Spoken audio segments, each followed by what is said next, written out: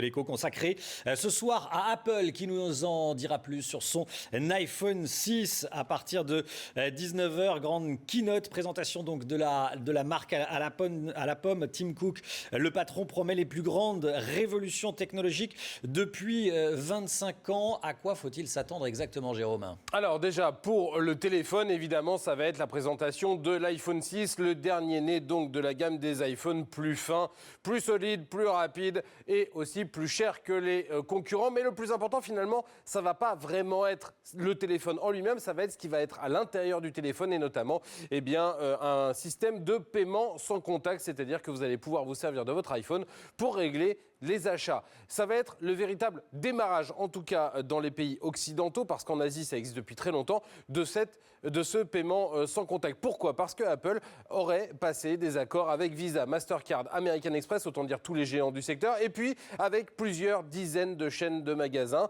Et puis, il mettrait également son App Store, sa boutique à lui, au centre de tout cela. C'est donc une première révolution qui est en marche, et on sait très bien que Apple a ce don-là, c'est de mettre finalement en marche des choses qui existent depuis très longtemps, mais qu'il a l'habitude de les démocratiser.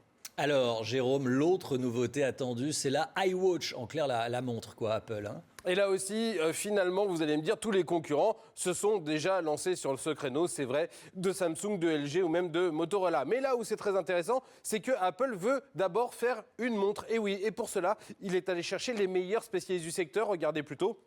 L'ancien patron d'Yves Saint Laurent, l'ancienne patronne de Burberry et l'ancien patron de Tag Heuer, qui est l'un des fabricants de montres de luxe les plus connus. Tout cela, pourquoi ? Eh bien, pour faire un objet que l'on a envie d'acheter. Et finalement, c'est un peu ce que Apple a toujours fait depuis qu'il a lancé son iPhone, par exemple, ou son iPad. C'est que ça fait pareil que les autres, sauf qu'on a envie de les acheter. Et c'est bien là ce qu'a envie de faire Tim Cook, qui promet donc les plus grandes révolutions depuis 25 ans. Et il va être attendu au pied de la lettre et de pied ferme ce soir. Il n'a donc pas intérêt à se manquer.